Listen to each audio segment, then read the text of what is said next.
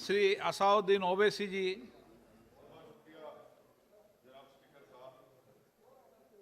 Sir, मैं इस bill की मुखालिफत में खड़ा हूं और इसलिए खड़ा हूं क्योंकि मेरा एक पार्टी का कंसिस्टेंट पोजीशन है कि जब इस हुकूमत ने दफ़ा 370 को अपनी ब्रूट मेजॉरिटी के ताकत की बुनियाद पर अनकॉन्स्टिट्यूशनल तरीके से उसको ख़त्म किया, मैंने उस वक्त कहा था कि कॉन्स्टिट्यूशनल ब्रीच है और मेरा ये कंटिन्यूस मौक़िफ़ है। सर, मैं इस बिल की मुखालिफत इसलिए भी करता हूं क्योंकि इसी ऐवान में खड़े होकर वज़ीर दाखिला ने कहा था कि ये हुकूमत जल्द से जल्द रियासत जम्मू कश्मीर के स्टेटहुड को बहाल करेगी। आज आप उस अपने वादे से मुनहरिफ हो रहे हैं क्योंकि जब आप जम्मू कश्मीर केडर को एमगुट में मिला रहे हैं तो इससे आपकी नीयत का साफ इज़हार होता है कि आपने जो उस ऐवान को उस वक्त वादा किया था कि जम्मू कश्मीर की दोबारा रियासत को बहाल किया जाएगा, वो सच्चाई पर मबनी नहीं था, वो सिर्फ महज अल्फाज थे या जुमले थे। तीसरी बात यह है कि सर, एक ऐसी रियासत जहां पर मुसलमान तनासुब में ज़्यादा हैं मगर पहले से अफसरशाही में उनका तनासुब बहुत कम था। मैं आपका आदाद शुमार आपके सामने रखता हूं सर। 24 सेक्रेटरी के पोस्ट हैं जिसमें से सिर्फ 5 कश्मीरी मुसलमान हैं। 58 IAS के पोस्ट में सिर्फ 12 मुसलमान हैं, यानी 17.24। 2011 की मरदमशुमारी के मुताबिक सर जम्मू कश्मीर में 68.31 मुसलमानों की आबादी है और 28% हमारे हिंदू भाइयों की आबादी है।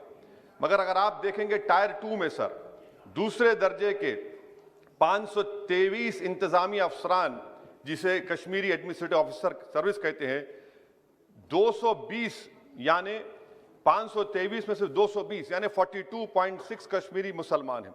IPS में आ जाइए सर, 66 पोस्ट हैं जिसमें से सिर्फ 7 मुसलमान हैं। दूसरे दर्जे के अफसरान में 248 में 108 यानी 43.54% मुसलमान हैं। अब आप मुझे बताइए कि आप क्या करने जा रहे हैं।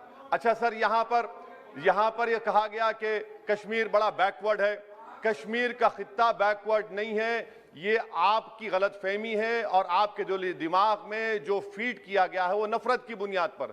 सच्चाई यह है कि इस खित्ते में गुर्बत की सतह से नीचे का तनासुब 10.31 है और पूरे भारत में 21.92 है। मैं सरकार से जानना चाहता हूं कि आखिर आप कश्मीर की रियासत के स्टेटहुड को बहाल करेंगे, नहीं करेंगे।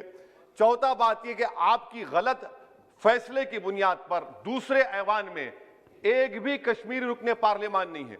यह हमारे मुल्क की, भारत की तारीख में तीसरी मरतबा ऐसा हुआ है। मेरा चौथा सवाल हुकूमत से यह है कि हम ये कहते हैं, ये आपका मानना सही है कि हमारे मुल्क में बाहर के दीगर ममालिक को मदाखलत करने की कोई जरूरत नहीं है, मगर आप उनको लेकर गए ना। आप तो यूरोपियन पार्लियामेंट के लोगों को लेकर गए।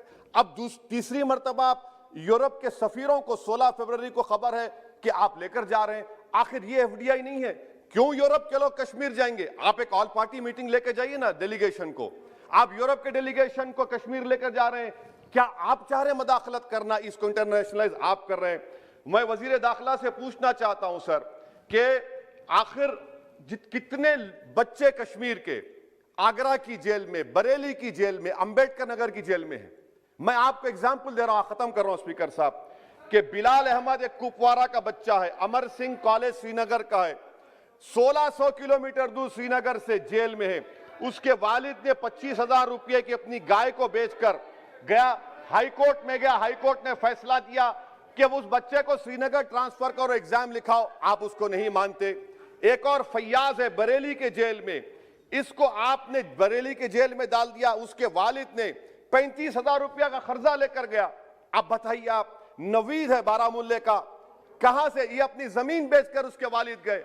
आखिर कितने बच्चे PSA के तहत जेल में हैं? आप उनको कब छोड़ेंगे? और मैं ये बड़ी आखिर में आपसे कह रहा हूं स्पीकर साहब कि यहां पर जितनी नाम निहाद सेकुलर पार्टियों ने हुकूमत के इस इक़दाम की तायीद की, तैयार हो जाइए। ये हुकूमत जो करती है ना, ये दोबारा दोहराएगी और हम तारीख में देखेंगे कि खुदा ना खास्ता चेन्नई को, अहमदाबाद को, बेंगलुरु को, हैदराबाद को यूनियन टेरिटरी बनाएंगे ये लोग। ये कश्मीर में तो एक एग्जाम्पल बना दिए, यहां तक तजुर्बा किया गया। आज ये सब बैठकर थाली मार रहे हैं। जब लखनऊ UT बनेगा, जब बेंगलुरु यूटी बनेगा, जब मुंबई यूटी बनेगा, उस वक्त हाय हाय करेंगे। ये कंसिस्टेंट पॉलिसी आपकी है। इसीलिए सर मैं होम मिनिस्टर से जो सवालात किया हूं, मैं आपसे पूछना चाहता हूं, और ये 2G से 4G करके आपने एहसान नहीं किया, अमेरिका के दबाव में आपने किया। ब्रैड शर्मन से भारत के सफीर ने मिला, अमेरिका ने स्टेटमेंट दिया और आपने 2 दिन में 4G को बहाल कर दिया। आप इस मसले को इंटरनेशनलाइज कर रहे हैं, ये गलत है और इससे कश्मीरी अवाम का डिसएम्पावरमेंट होगा, एलिनेशन बढ़ेगा। शुक्रिया सर।